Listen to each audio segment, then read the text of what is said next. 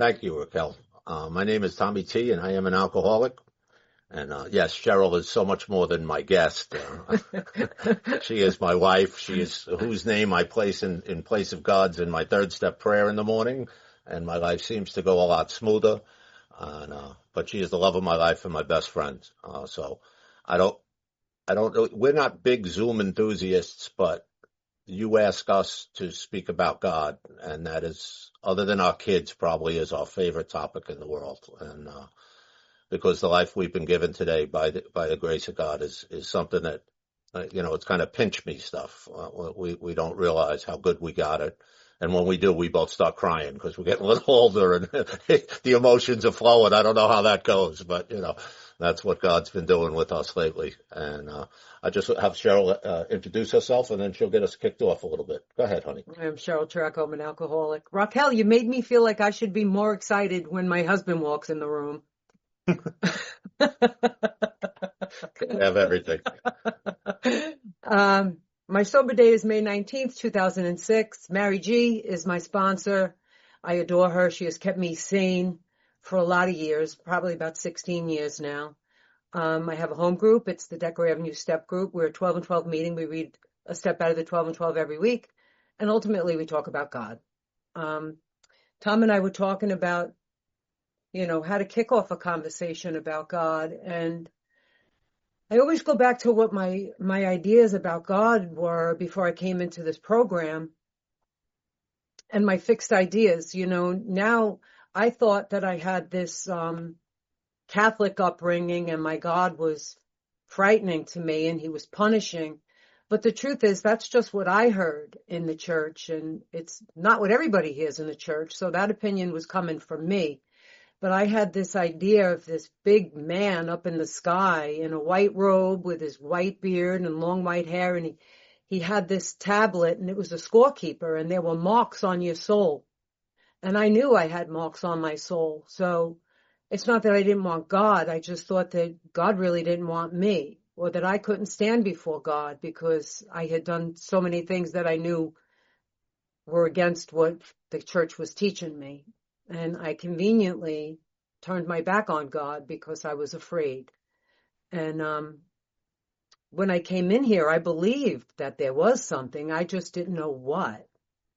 And when they said that I could have my own conception of God, I really began to question that and ask myself, well, what is my conception of God? What do I believe God is? And I began my journey that way. And with that, I'm going to pass it to Tom.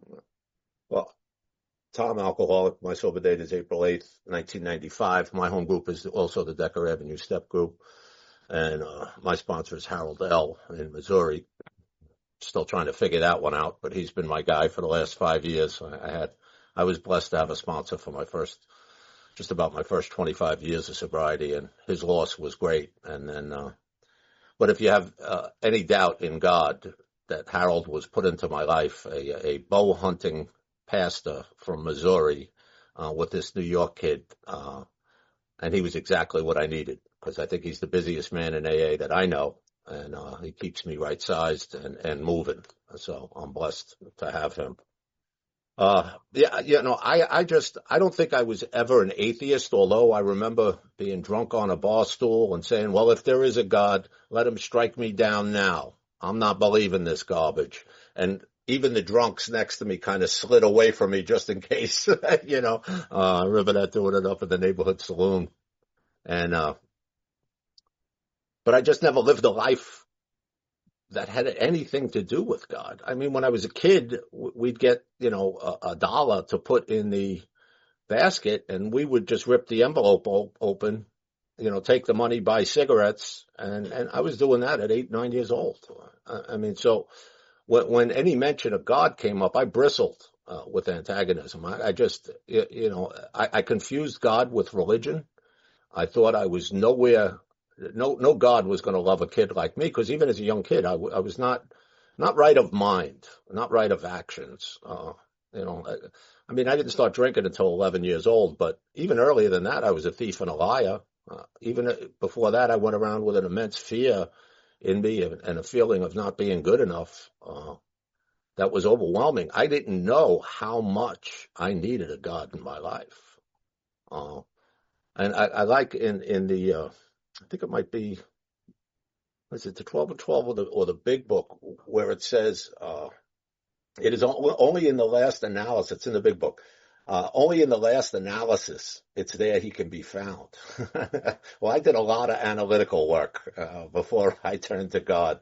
I had to go out there and beat myself up alcoholically for about 24 years. I do some pretty terrible things and even amplify that feeling of uselessness and unworthiness and not good enough. And just, I was a bad man. Well, I was a bad boy at 35. I wasn't a man in any way, shape, or form. That would be a stretch of it. I wasn't doing any man-like things. I was still a liar, a cheat, a thief, a womanizer. I didn't know what it was to love other people or love service. I wouldn't do service.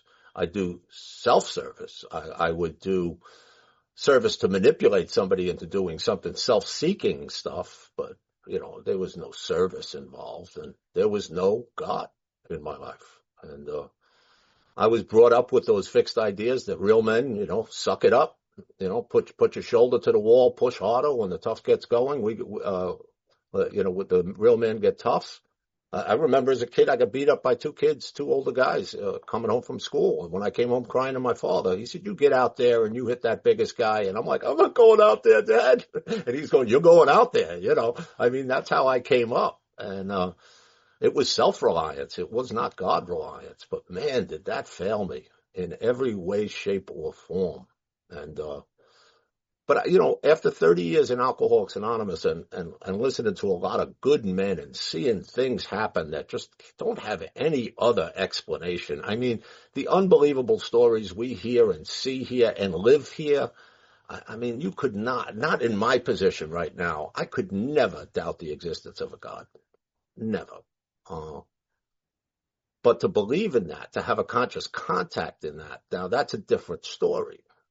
Because I did my first 18 months in Alcoholics Anonymous after my sixth arrest, and that led me to a place of wanting to kill myself. See, because I don't know, did my alcoholic dad and my upbringing make me an alcoholic? Didn't give me the phenomenon of craving, didn't give me the physical allergy to alcohol. Might have helped me with my spiritual malady a bit, but I don't know, and I don't really care what made me an alcoholic today. I don't need to figure that out. I just know I became one. But I never looked at God as an answer to anything, so why would I look to him towards my alcoholism? Well, I'll tell you why, folks, because alcohol was never my problem. It was my solution. And when you took that solution away with your funny little meetings and your corny sayings and everybody being happy and telling me one day at a time and put the plug in the jug and all those sayings that I wanted to just smack people with when I was coming to a meeting of AA, I had to see that something was going on there. The guys that I drank with were sober. Guys that did worse things than me were sober. I mean, Staten Island's like a big, small town. Back then we were about 150, 175,000 people. Now I think we're pretty close to 500,000, but it's still got that small town feel. Everybody knows everybody's business here. So when I went into the rooms of AA, I thought all these guys were dead or in prison. No, they were in AA, and I thought it was the same thing. I equated Alcoholics Anonymous with the last stop on the train. Oh my God, what am I doing here with these 60-year-old men? This is brutal, and now I'm that 60-year-old guy. So it's pretty funny. I try to be cool now, but the kids ain't having it. They know I'm old, so it's a different deal. But being shown this program when that gift of desperation and almost suicide at 18 months sober, 36 years old at that point, I couldn't live another day that way. I was so uncomfortable in my skin, gave me the willingness to read the book. And when I read the book with a sponsor for the first time, I read it with the intent of proving you all wrong. I did not sit down with my sponsor and say, "Let me find God because I need him." That was not the way I sat down. I said, "All right, what do you got?" What do you got? And I tried to pick it apart. And I was the first guy this guy George worked with, and he was expert at cutting through my nonsense. He used to say things to me like, well, how's that working out for you, Tom? You know, you're on your mother's couch. You're $138,000 in debt. You have two sons you've never seen. You're getting fired from your job. Uh, how's that working out? You're doing a good job managing this? You know, maybe you might consider something else. And I'd be like, oof. And I remember one time I was pushing back hard, and folks on here that know me know I put a boy up for adoption when I was 17 years old. His name is Matthew, and it's something that still, I have a little hole in me because of that. And, you know, he said, how's Matthew doing? And I said, well, I think that was uncalled for, George. I get the picture. Let's keep reading. But he knew. He knew just how to cut through it. And, you know, I've always had the perfect sponsor. I've only had 3 since I've been here. But I've always had the perfect sponsor that knew exactly how. He talked to me in plain language. He would drop the F-bomb with God in the same sentence, and I loved it. And I loved it. And when we started to go into We the Agnostics, I was just, forget it. My prejudice against religion, organized religion, I couldn't separate the difference between what God was or what God meant or what God did. I still thought I was smart enough to figure it out, to dissect it and cut it up and disprove it. And George was just expert at getting all that BS out of me.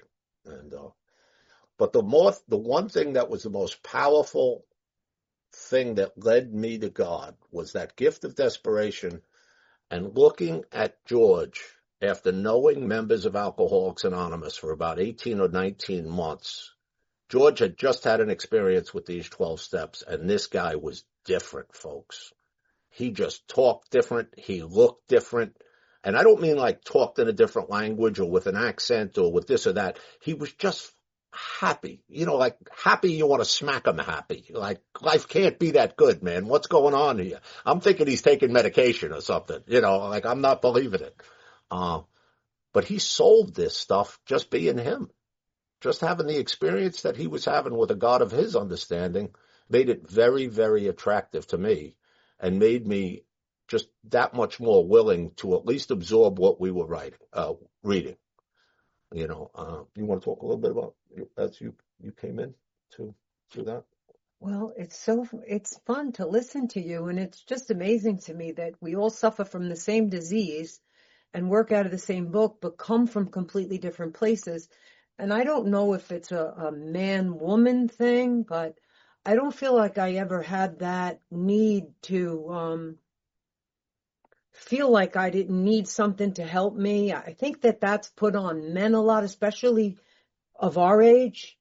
You know, I think the society's a little more forgiving and easier on the young boys today, but, you know, fake it till you make it and you're a man and all that. And, you know, my whole life, even as a child, I'd say my prayers at night, and I had a lot of tragic death in my life, early on, always, really. Death was always just a part of life, and violent deaths in my family, murder and cirrhosis of the liver at 35 and tragic car accidents of teenage friends. And I would lay in bed and I'd say my prayers, and then I'd beg God to please not let anybody in my family die tonight.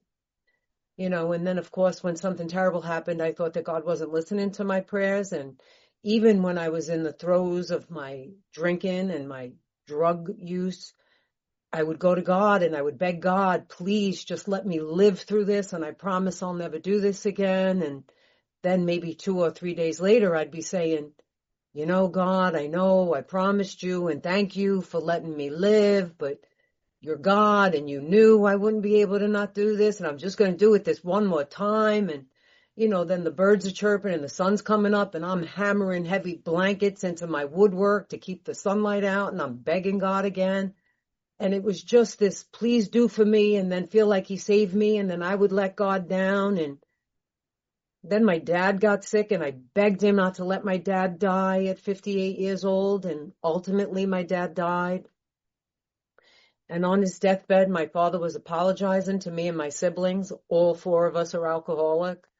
And he's telling us how sorry he is that he spent his nights and days in the bar, and he wishes he was there for us. And If he could do it all differently, he'd do it all differently. And he apologized to us that we were alcoholic. I said, why are you apologizing? And he said, because I gave it to you. I said, but somebody gave it to you. You didn't give it to us on purpose, right? And about 6, 7 months ago, we're in California at some Saturday morning, 7 a.m. meeting, and I don't remember what was said. I don't remember. But I was overcome with that memory of my father, and I chuckled and I said to myself, thank you, Daddy. Because in all honesty, the alcoholism is the greatest thing that ever happened to me. Because I found you people. And I found a God of my understanding, a God that I can live with today, a God that I believe in, a God that's loving, not punishing. The parent, the child. Sermon on the Mount helped me tremendously with my perception of what my higher power was because I'm a mother, and that made sense to me. Imagine being a parent, being human and being evil, I'm paraphrasing, how much you would give to your children. Imagine God being perfect, how much he wants to give to us. And that resonated with me. I said, oh my God, it's a father-child relationship. He forgives me for everything. There's nothing my children could ever do to me that I wouldn't forgive. Nothing. And here I was walking around thinking I was unforgivable, that there was no place for me in God's heart. But it doesn't matter what I do. Not that I do anything as bad as I used to. I too was a liar, a thief, a cheat, anything to, get over. It was survival. It was a street code that we lived by. But Tom and I were talking about things in the big book, and it was very clear to me very early on that this whole thing was about God. The alcohol was not my problem. It was my solution. And anybody that knows me knows that I say this book sings to me. It sang to me right from the very beginning. But I remember the very first time, close to 20 years ago, that this paragraph was read to me. And when I read it to women, it still affects me the same way. It's in Bill's story after he has his conversation with Ebby. And he says, thus I was convinced that God is concerned with us humans when we want him enough. At long last, I saw, I felt, I believed. Scales of pride and prejudice fell from my eyes. A new world came into view. The real significance of my experience in the cathedral burst upon me. For a brief moment, I had needed and wanted God. There had been a humble willingness to have him with me. And he came. And there were so many times in my life when I was out there drinking and drugging that I have that experience. I needed and wanted God, and he came. But soon the sense of his presence had been blotted out by worldly clamors, mostly those within myself. It was all coming from me. I was the problem, the way I thought, the way I felt, my obsession with me and what you're not doing for me. Nobody could do enough for me. I wanted to be carried around on one of those things like Cleopatra, with somebody feeding me grapes. And then I thought that I would be happy because that's how I deserve to be treated. Just because I existed. I certainly didn't want to give anything in return. I just wanted to be loved and adored. Lucky you. I didn't realize. I got to go buy some grapes. I'll be right back. Yeah, no, it's, although some differences in the way, a paragraph my wife might pick or a paragraph, when we talk about this, we have very similar experiences with it. We can talk about God all we want, but the proof is in the pudding, right? I mean, so George, my brokenness, sober, so I knew it wasn't the alcohol, the drugs, the lifestyle. I hadn't done that for 18 months. And still wanted to commit suicide. Then I meet this goofy, bald-headed Brooklyn bookie who's covered in tattoos and chews on a cigar with the plastic on it. He was a very bizarre guy, but something was different about him. Got me a little willing, and then I looked at a paragraph on page 46 in We the Agnostics, and it says, yes, we of agnostic temperament have had these thoughts and experiences. Let us make haste to reassure you. We found as soon as you were able to lay aside prejudice and express even a willingness to believe in a power greater than ourselves, we commenced to get results. even though it was impossible for any of us to fully define or comprehend the power which is God. As a human being, I could never do that. I could never comprehend or understand God, although I stress myself out trying to figure out why things are happening in my life and all. But you give me a good sponsor, a little 11-step inventory in 6 months, and I'll tell you exactly why God did what he did to me 6 months ago. And it was for my benefit, not for my hurt. I had to just be brought back to him in a humble manner, broken in some other way, emotionally, spiritually, financially, whatever it's been over the 30 years. And when I just focus on God, my life is unbelievable.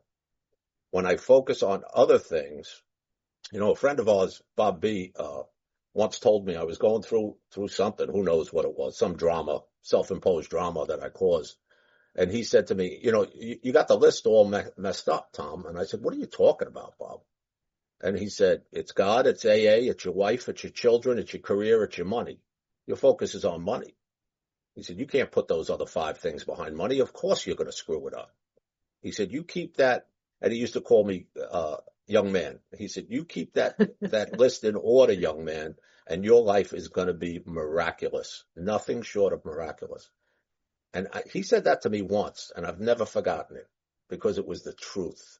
And you don't have to talk about the truth all the time. It's just the truth. And that was something that I've always taken with. But going through that second step with George, just his persona, the way he was coming off. When we got to that question, are you now willing to, do you now believe, or are you willing to believe in a power greater than yourself? I did not believe in a power greater than myself. I knew there was something out there, but was it going to work in my life? That's where I kind of dropped the ball a little bit. But you know what, folks? I truly 100% in my heart knew that George believed. And I knew that what I was doing was failing miserably. I won't even say not working. I mean, like I said, I was a mess living on my mother's couch. Life was not good. I often say that with the money I owed out to the people I owed it out to, if a car backfired in my early sobriety, I'm jumping over hedges because I think somebody's taking a shot at me. I'm going to work every day thinking I was going to get fired, and finally I did. I still thought if I just got her, I'll be okay. If I just paid these guys off, I'll be okay. If I can get off my mother's couch and get an apartment, I'll be okay. So why did God fire me in those early days? Because I put the material in front of the spiritual. And even the big book written in 1939 tells us any man that does that is on the wrong. Because I just read it with a sponsee earlier today in the family afterwards. Any man who pursues the financial or the material over the spiritual has got the horse before, or the cart before the horse. It's just not something we can do. The focus must be on God here. And then with that, the certain attitude, the book will tell us, or these simple things that it does. And what is that? It's the rest of these steps, right? So we go down, and later on in We the Agnostics, at some point there's one other paragraph I think I'm going to read, but we are asked, is God everything or is God nothing? What's our choice to be? And the way my first answer to that went was, George, he better be everything, because I really feel like nothing right now. I was a mess. And George said, I know, but that's going to get better. There's a part in the book that gives an analogy to, although we can't see, feel, or use this power, it will become that real. And George told me, he said, we're going to check back in on this, underline this and highlight it, because that's the way we did things back in 96. And I did that. And he said, I promise you will see, feel, direct, and use this power. It'll be that evident in your life. And I'm like, BS, but I highlighted it and all. And sure enough, we take a third step. We get on our knees and we say that third step prayer, which was a little confusing to me because it had those V and thous in it, and I'm getting the religious vibe from it. So I'm freaking out. I don't know why I'm kneeling on a cold ceramic floor with another alcoholic covered in tattoos, and I'm holding his hands and we're praying. This is like very bizarre to me. back then, that's not what men did. I know today that's exactly what real men did. Now, real men will do it in an open meeting of Alcoholics Anonymous if you really want to turn some heads. Get on your knees and say a prayer. That's always good for a good laugh. Uh, but it was just miraculous. And so how did God start showing up in my program of recovery? George gave me fourth step directions that same night, and I wrote a fourth step in 9 days, start to finish. 96 resentments, a ton of fears, 23 failed relationships, taking a look at pornography and womanizing and all the other things that we do wrong in our relations. 9 days. Nowadays we're members of a 12 and 12 group, so every 12th week we'll be reading the fourth step again. And some poor soul will come in and raise their hand, and they'll be all melancholy, and and they'll say, "Oh, I'm in my fourth step for 7 months now." And when I was in my evangelical stage of recovery and I was shaking guys with 20 years sober, and I think I had 3, and I was telling them, "You're doing it wrong. The holy war's coming in AA and you're on the wrong team." I mean, I was a lot of fun to be around when I was having a spiritual experience, I'll tell you. And, the guys would just say, "Keep coming back, kid. I'm glad you're having fun here," and they'd walk away and dismiss me. But I used to blow those people up in the open meeting, and that's not kind of loving. So now I try to be a little bit of that elder statesman, and I'll just walk into the kitchen when that person's getting a coffee, and I said, "Can I talk to you for a second?"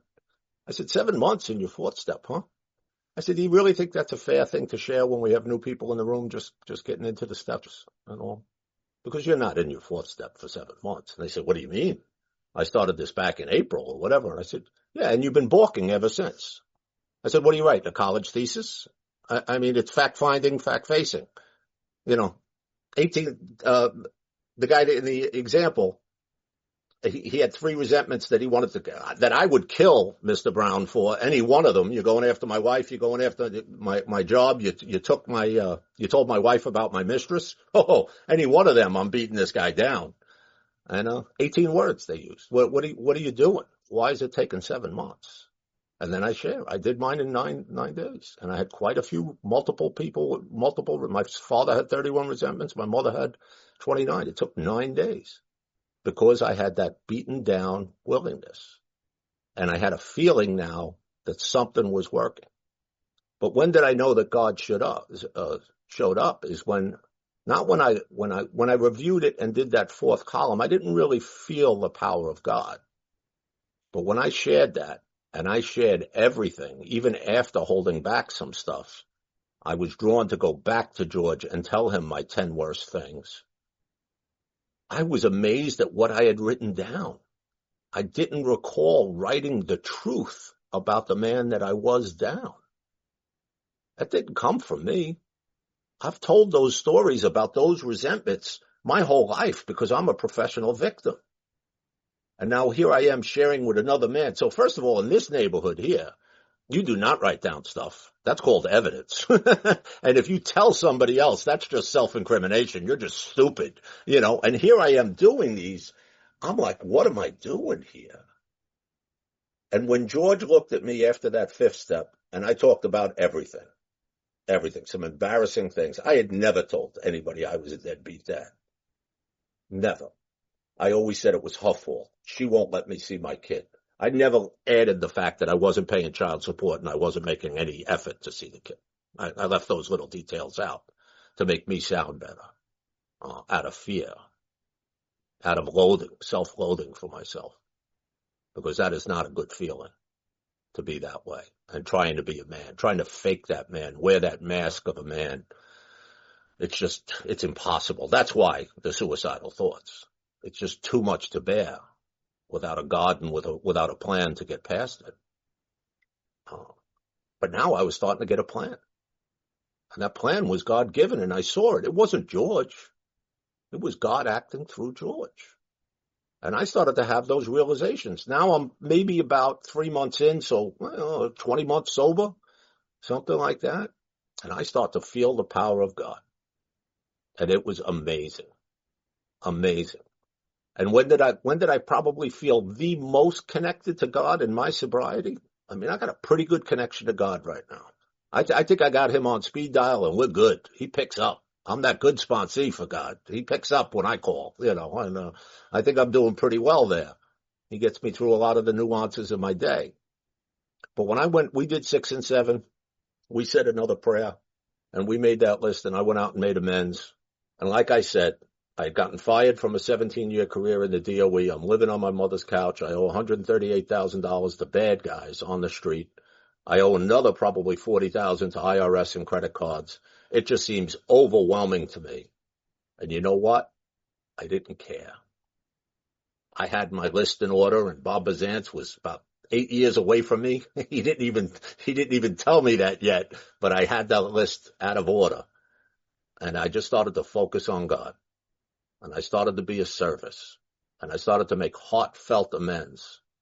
And I sat with 23 women and held their hands and asked forgiveness and told them, oh God, after telling you, pouring your heart out and hearing you say what a bad guy you were, and then have to ask that question that those damn sponsors all tell us to say, well, this is the harms I'm clear on. Is there anything else you'd like to tell me? Every one of those 23 women had things to add. Because I don't know how I'm perceived.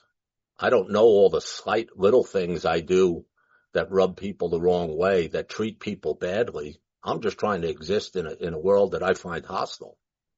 But there's a lot of wreckage to that. And I was told it. I was told it over 150 times because that amends list was substantial. It was a humbling experience, but I felt protected. I felt safe and protected. I went to mobsters. I went to loan sharks. I went to drug dealers. I went to bar owners. And each and every time, I would love, people say if you had 15 minutes to have a quick conversation with somebody who's passed on, who it would be, hands down, it's Bill.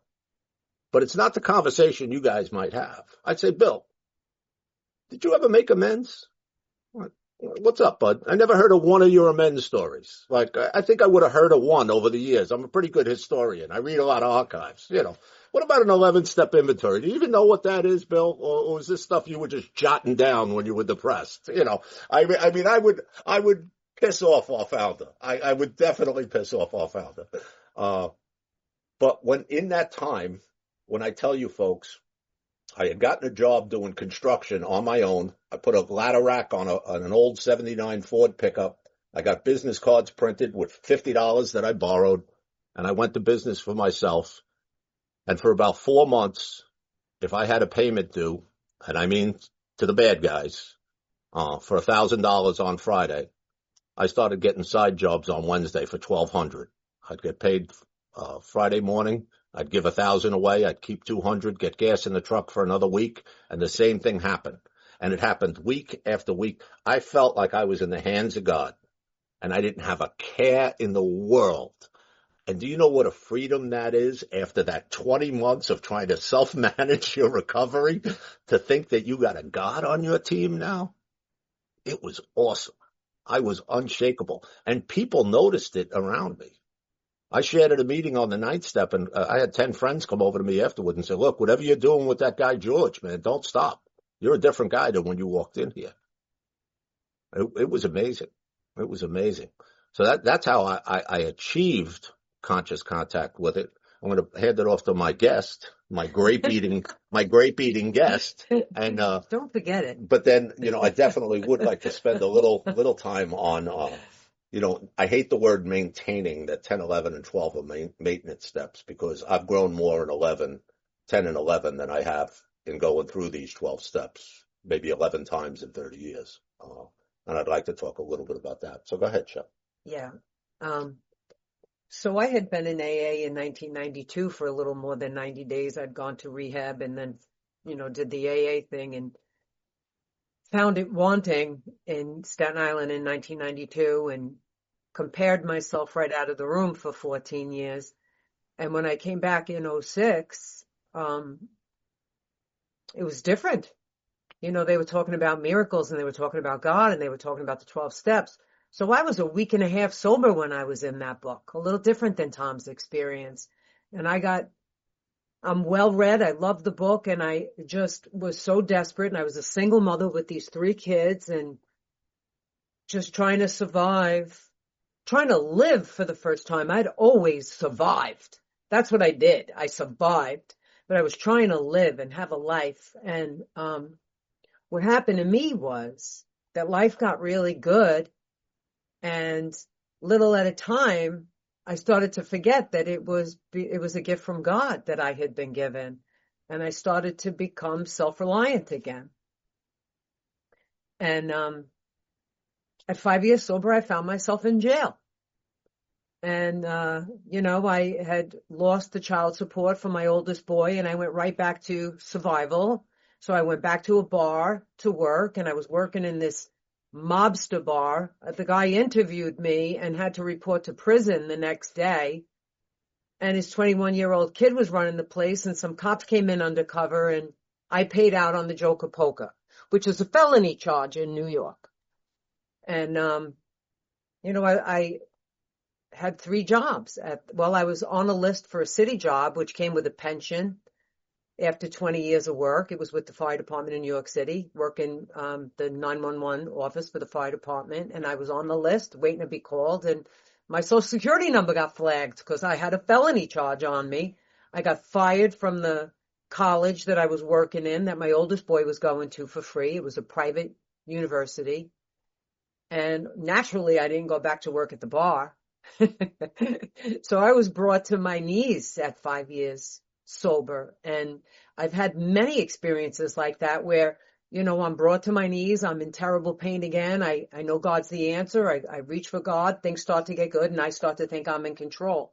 Most of the time, it's with the people I love the most, my husband and my children. And if my children aren't living the way I think they should, or their life doesn't look the way I think it should, I start to exert my will and my power on them. And I find myself in the shower, tears running down my face, thanking God for lending me these children to take care of while they're little, and promising that I'm giving them back and I'm going to keep my hands off. But it always, always comes with a lot of pain. I have to be in pain before I remember. So I would like to, and I'm trying now, almost 20 years sober, to continually keep God front and center in my mind, because I very quickly, with everybody I love the most, I'm kinder to my sponsees than I am to my children and my husband and my daughter-in-law. I am. I give them a lot more leeway. I hold these people that I love the most to a much, much higher standard. And when I'm not happy, it's because of them. And it's just not the case. It's because it's me and it's my expectations. And, I don't know where we were, but somebody said, and I thought it was the greatest thing ever. He said, do you want to know what the difference between you and God is? God never thinks he's you. And I think that pretty much sums it up, right? Occasionally I think I'm God, and I have to remember that I am not, and continually give everything to him. Everything. Mostly me and my family, and trust that he has them safe as well, because I think he can't do it without my help, which is ridiculous. And those are my struggles with God, 20 years sober. So we've talked about, so I was telling you, I know the reason that I got fired, but there's a reason that Cheryl got fired 5 years sober. That's true. Mm-hmm. And the kids, we were talking about moving in together, and I was in a couple of weeks. Yeah. And I was fixing up the house. It wasn't quite ready yet. I had urged her to quit that job in the bar. Right. Yeah. He said, don't go. I'll take care of it. We got Christmas. Don't worry about it. No, I need a little bit more money. It's, the answer, a little bit more money, right? So she gets fired. Arrested. Arrested. Yeah. Sorry. It was a little difference. But I'll tell you, girls with felonies are very attractive to me. I got to tell you, and there's nothing better than going to get your girl out of court. It's just a wonderful experience when they collapse in your arms crying, Yeah. But my wife got the chance to stay home and be a stay-at-home mother as we blended our families together. Cheryl came to the marriage with three children who were young at that point. And my son had entered into the world of drugs and alcohol. So it was a tough time. And I am so blessed that my wife was able to be home and hold that household down while I went and tried to, slay dragons on a daily basis. It was a more comfortable place for me to be in the workforce than being home dealing with everything. Because when you got four, two of them are always screwed up. There's some drama at the house every single day. And the worst thing turned out to be the best thing. Yeah, the best thing ever. It really did. did. It really, so God's got plans for us. We think we know when we want to see them. We want to see the results and all, and we're impatient, right? But there's a paragraph on page 50, and it says every one of them gained access to and believes in a power greater than themselves. This power, which in the case accomplished the miraculous, the humanly impossible. So what's that for folks like Cheryl and I? Well, to be good parents, to be in the same relationship for 19 years, to love each other more now today than we did when we got together. All these years in, folks, I'm starting to think I'm a good man. And that's something I never thought of before you folks. I hated myself. So it says, as a celebrated American statesman put it, let's look at the record. Here are thousands of men and women, worldly indeed. And I'm going to read this in the first part because if it wasn't so long, I would put it on a T-shirt. But then I'd have to stop and let everybody that reads slowly, be a mess. But it says, I flatly declare that since I have come to believe in a power greater than myself and to take a certain attitudes towards that power and do certain simple things, there has been a revolutionary change in my way of living and thinking. In the face of collapse and despair, in the face of total failure of my human resources, I found a new power, peace, and happiness, and sense of direction flowed into me. This happened soon after I wholeheartedly met a few simple requirements. I believe it to be the steps. Once confused and baffled by the seeming futility of my life, I showed the underlying reason why they were making such a heavy going of life. And then it says, leaving aside the drink question, they tell why living was so unsatisfactory. Who doesn't identify with that? Folks, I don't have a clue how to live. I feel very often that I'm faking this man thing. I don't have all the answers. I don't know how to be a good husband. I still screw up being a good husband. Every now and then I just get a little flip with my wife or I roll my eyes. The bar is raised a little bit now. I'm being held accountable for my facial expressions. I want a pat on the head for the things I don't say, but now if I roll my eyes, I'm in trouble. So I'm having a tough time here. And with the kids, I don't know what the right thing to say is. But you know what? I treat my kids like I treat sponsees. I pray before talking to them. I don't tell them what to do. I ask them, well, what could we have done differently? They come to me with a lot of stuff. Cheryl's like, why are they going to you? I'm like, well, I don't try to fix them, babe. I don't know. I don't know what that is. It's working. It works for me. And I don't so steps 10 and 11 for me are not maintenance steps. They are 1 through 9 condensed for a daily living and going to God. When I had a hard time in business and having had experience in a second bottom in AA and all, I'm that corny guy that on the top of my stairs, football, anybody that likes football and college football, Notre Dame will know they have a sign on their thing that says play like a champion today. Well, I saw one that says pray like a champion today. And when the football players go out, they touch it. And they're a very successful football team. So mine sits on the top of the stairs coming down from our bedroom. And every day I smack that sign or I rub that sign. And if I got a tough day planned and I'm rubbing it, I want to kiss it. I can't jump that high. I mean, I need God. I had in the workforce, go to God on my thing. God's got this. Another Post-it. I had Post-its all about God. I have to turn to God. And that's what that 10th step does to us. What is the first direction? We turn to God immediately. Immediately. We don't sulk in it. We don't pout in it. We don't try to figure it out. We turn to God immediately before you call your sponsor. When my guys call me and they're all jammed up and they're using the F-bomb and they're talking about the woman they love like crazy. And I'm saying, I'm assuming you didn't pray yet. Could you do that and call me back? Click. Guy calls back after a couple of prayers and it's a whole different conversation. It's two men trying to follow a spiritual path and grow instead of some guy that just got his feelings hurt because we are sensitive, and it goes in a whole different direction. I ask God to remove that fear. I ask God to remove that resentment. I ask God to show me the truth. Then if I can't see it, which happens, I'll call a good friend like Jimmy. I'll call my sponsor. I'll call Bob B. I have a board of directors in my life of men that I trust. Ralph, keep smiling, buddy. You're going to be a stand-in there. You're going to start getting these calls. So don't keep smiling too much. But because, I surround myself with men further down the road than me here who love me enough to tell me the truth. Tom, you're just not seeing things right. You're playing God in this area or that area, and that never works. Mm. And that's where I say Alcoholics Anonymous is an unfair advantage. I don't know how the normal people do it.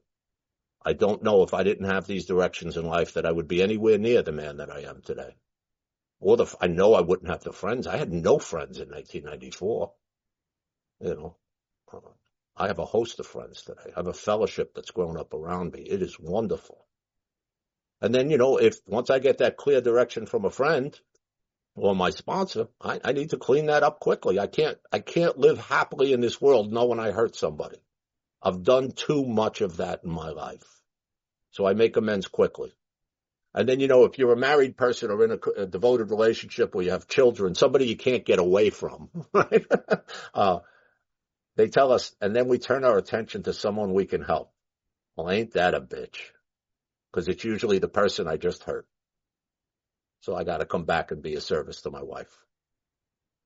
If anybody's looking to have the best relationship in your life and have the best spouse in your life, my old sponsor, Joe, gave me the best advice ever. He said, Tom, you want the best wife in the world? Start trying to be the best husband in the world. See how that goes.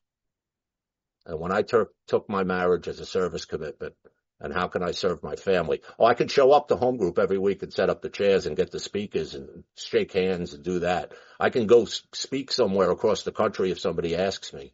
I can do the GSR. I've been in GSR for 27 of my 30 years here. I could show up for them, but am I showing up for my family? Am I practicing this? Am I bringing God with me into my home, occupation, and affairs?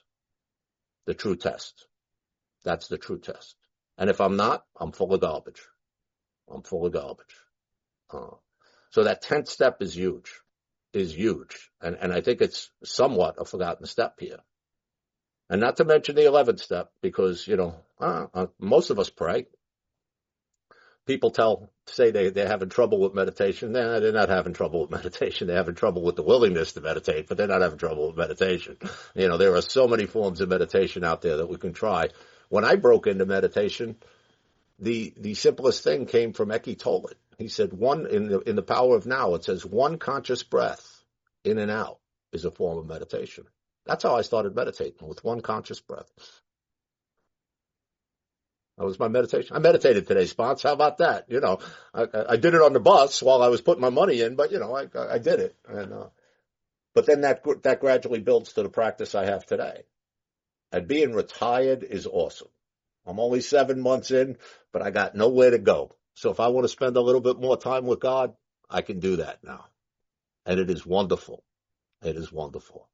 And the forgotten part of our 11th step is our nightly review. And I know some guys that don't do it, some guys that do it in their heads. It doesn't work for me. I write it. I write it 6 nights a week because I write for the weekend rather than both Saturday and Sunday. I send that to my sponsor. That's what we talk about in our scheduled call. And the conversation is always about God.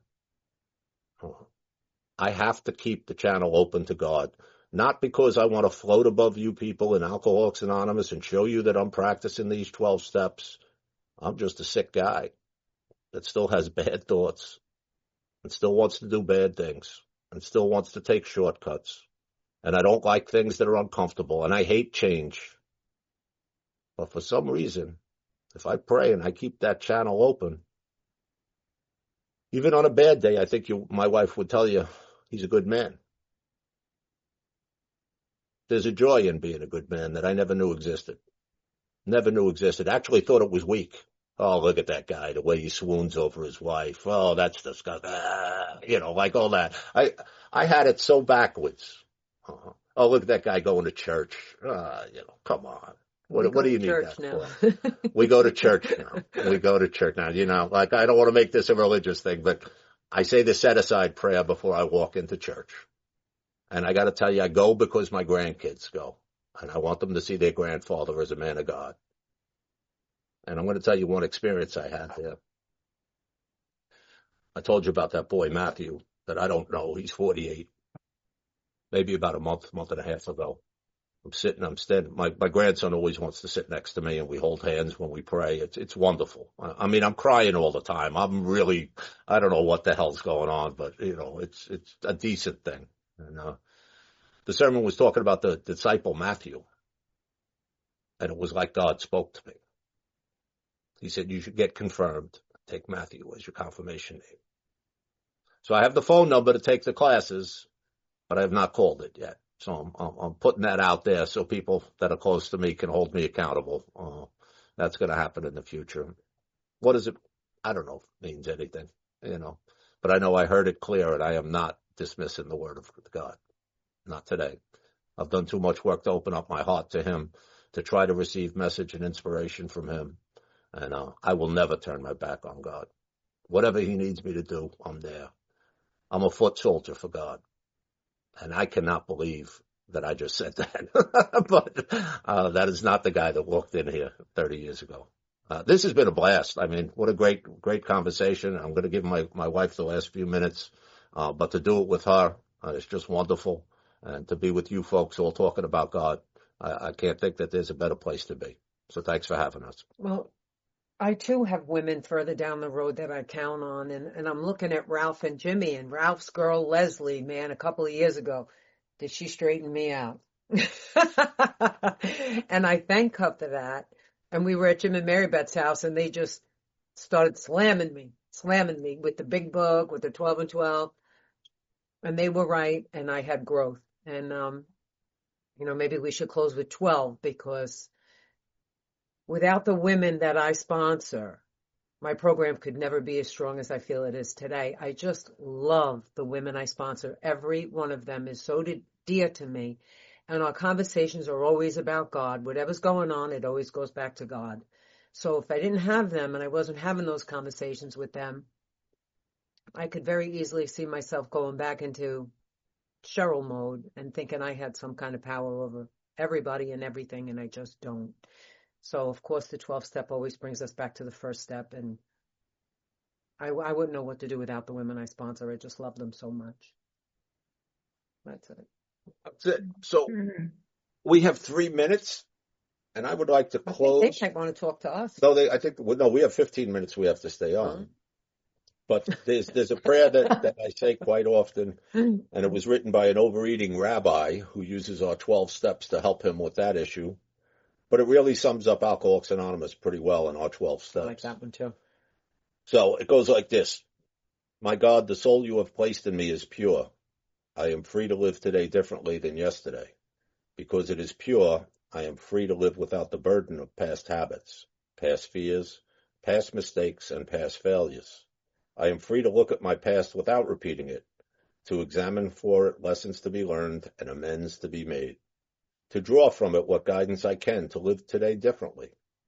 My God, may I use today's gift of freedom to further my capacity to serve you by serving your children with justice, compassion, and humility.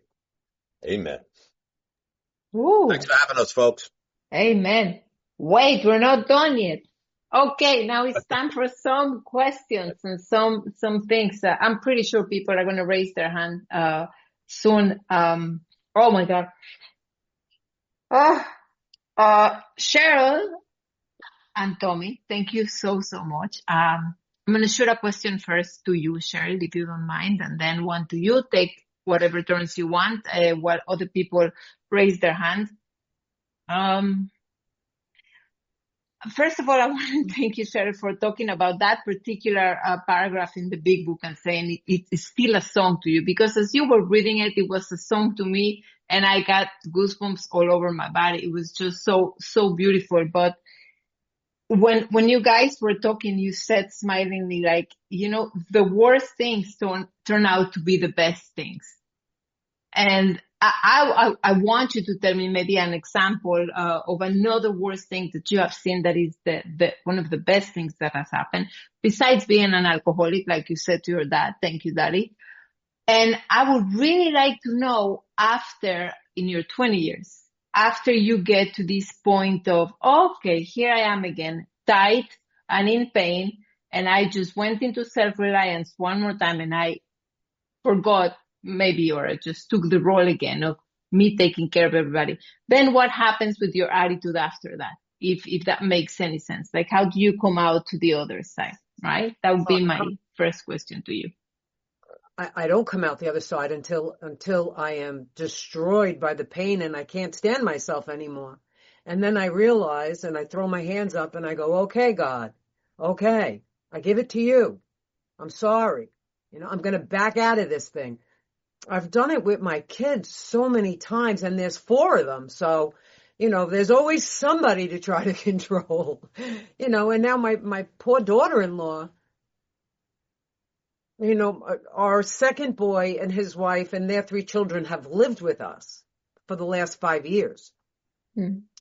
And it's, when it's your child, it's easier to boss them around and tell them what they're not doing that you think they should be doing. And I'm real clear that I'm not her mom and I have to, and I'm not the mother of my grandchildren and I have to just back off and shut up. And sometimes I have the ability to shut up and sometimes I don't. And there's been more than one occasion where I've snapped or I've said something I shouldn't have said and I see the look on her face and she lives in my house and that can't be easy and I can be a lot. And if I'm not your mom, it's even worse. My kids take me with a grain of salt. They roll their eyes at me.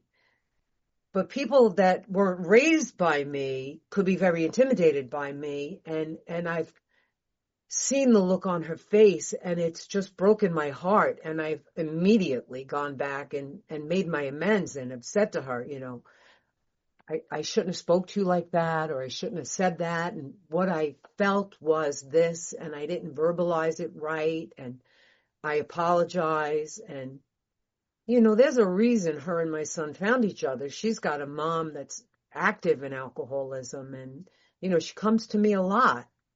Water seeks its own level. I've been sober for 20 years, but my son was 17 years old, 16 years old when I got sober. So for the beginning of his life, he saw things and dealt with things that a kid just shouldn't. So they're drawn to each other, and I never want to hurt her or be mean to her. I want to be a soft place for her to land.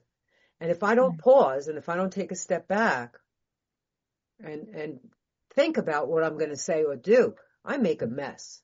I still make a mess, so thank God for this program that I do clean things up right away. Yeah. So those bad things or those terrible things we think at the time, the 2 examples we gave were about Cheryl losing the job, but then being a stay-at-home mom, me losing my job, but finding God. When I was going through my second bottom through my 7th and 10th year, I was doing a lot of bad behavior, gambling, pornography, womanizing on dating apps, still sponsoring guys, home group GSR. 3 girls named Lisa? Yeah, 3 girls named Lisa at the same time on Match.com. And, I just this whole horrible thing. And my son started using heroin and really going off the deep end. And I was worried sick about him. I prayed for 2 hours to be a better father and to talk to him. I hadn't seen him in 2 days. And when I pulled up after praying for 2 hours in my suit and tie coming from an executive job in the city, I see him and 2 of his friends. They had just used the house to shower up, and they were trying to leave before I got home from work. So I screeched to a stop in the middle of my block. I live on a suburban area. People are out mowing their lawns. It's Friday afternoon. And I said, where you going? What are you doing? No, where you been? And he said, what, Pop? And I said, come here. And he went to run. And this is 20 years ago, so I'm 46 years old. I'm still in pretty good shape back then, not like you see me now. And I used to play linebacker in football. And after 2 hours of prayer, I took 4 steps and I tackled that kid on the front lawn and I punched him full force in the head. Almost knocked him out. And the neighbors, the lawnmowers went off like, oh my God, he must be drinking again. And I stood up and I got the suit. I got a rip in my new suit. And I'm like, what am I doing? I just said, you got to get out of here. And I went in the house and I cried like a baby. But that terrible event brought me to the bottom of that 3 years of horrible behavior. And I called my sponsor and I got honest with him. And I wish you could have seen Joe's face, because I said, I need to come up and talk to you in person. He lived not too far from here at that point. And I laid it all out on the line that I was doing. His mouth dropped open. He turned his head to the side and he said, I had no idea. And I just said, it's not on you, Joe. I'm a real good effing liar. And I am so sorry for that. Can you help me? And that's where I was propelled to, seek a little harder, do a little bit more in AA and get these men around me that have been carrying me for the last 20 years. So, but there's been a ton of things like that, that are just, I don't know why we got to go to such depths of pain before we make the changes necessary, but that's been our experience. Oh my God. Thank you. Thank you. Ralph, go ahead, unmute, please. Uh-oh. It's gonna be a college level question. Let me dig in here. Wait a minute. My name is Ralph White. I'm an alcoholic. Hi, Ralph. And thank you both. And you say you've been staying off Zoom. This is the power of it. I don't get to see you guys. I'm sitting here in my living room. Haven't seen you since you've been out here. What a treat. And T, I hear you all the time. Cheryl, you are amazing. You have grown so much. Oh my God. I got a question. I was going to ask one, but you two have been so transparent. I think you might have hit the first question, but I'm asking anyway. It's 2 parts and it's for both of you. Long-term sobriety. You shared that you have stomach. What's your kryptonite? And that's individually.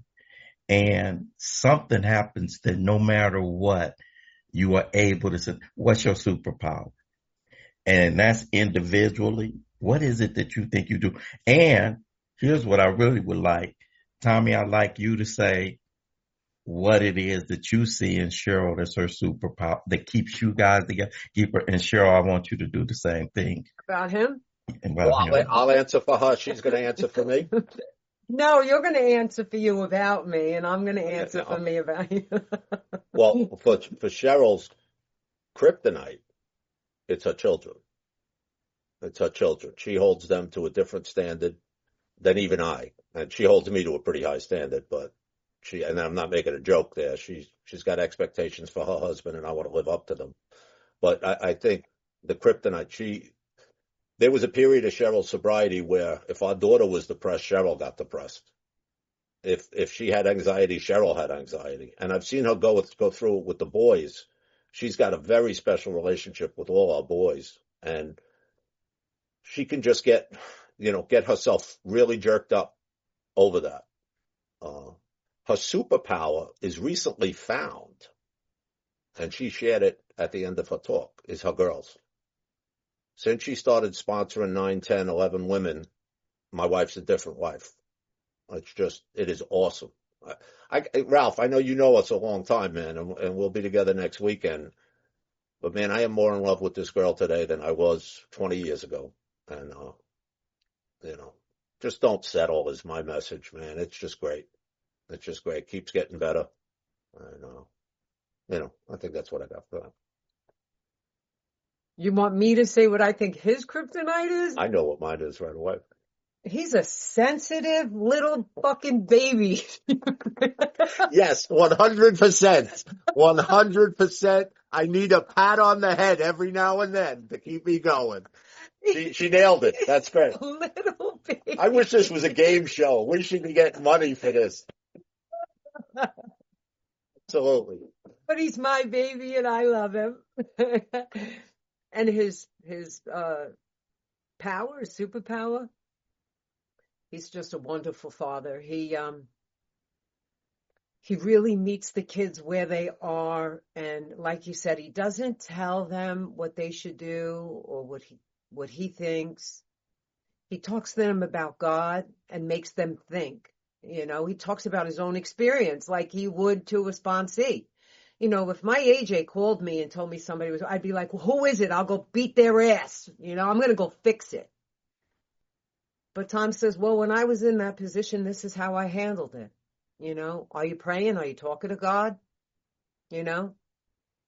So he's so good with them. My problem with the kids is that I want the best for them. And I think they're all so wonderful and perfect that I don't think that any of them are living to their potential. But look at me, I'm on my third husband. You know, and I think I should tell them who they could marry, who they should date. She's on her last husband. It's the last It's husband. really my first husband, my third marriage, but my first husband. But yeah, craziness. I'm happy he's really the rock of this family. He is.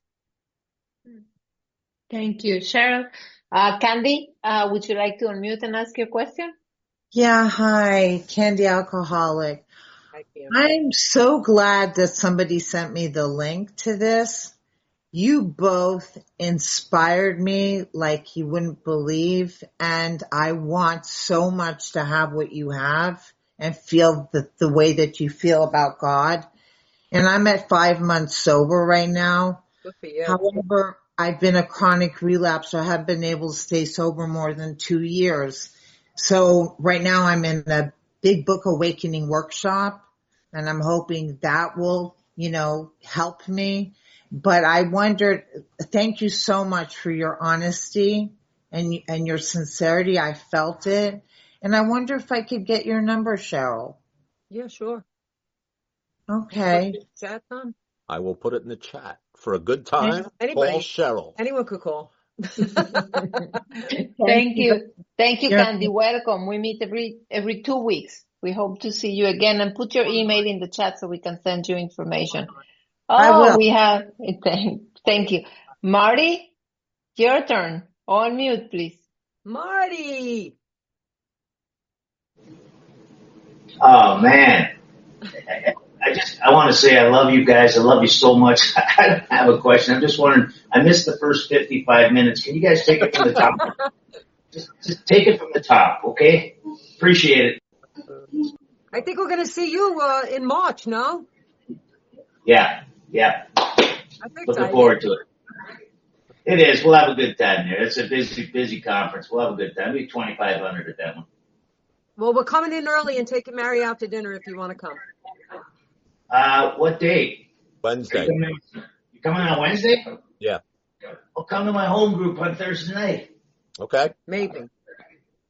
We're going to talk. That will be wonderful. He can go. We shouldn't take it this time. Just go back to the beginning, start over. Sounds good. Any other question? Anybody? Oh, well, I'd like to take just this last minute. We can stop the recording, Karen. Thank you so much. It was beautiful. It was absolutely beautiful.